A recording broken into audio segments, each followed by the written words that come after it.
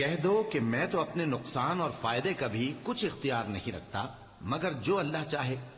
ہر ایک امت کے لیے موت کا ایک وقت مقرر ہے. جب وہ وقت آ جاتا ہے تو ایک گھڑی بھی دیر نہیں کر سکتے اور نہ جلدی کر سکتے ہیں. کہہ دو کہ بھلا دیکھو تو اگر اس کا عذاب تم پر ناگہاں آ جائے رات کو یا دن کو تو پھر گناہگار کس بات کی جلدی کرتی ہیں؟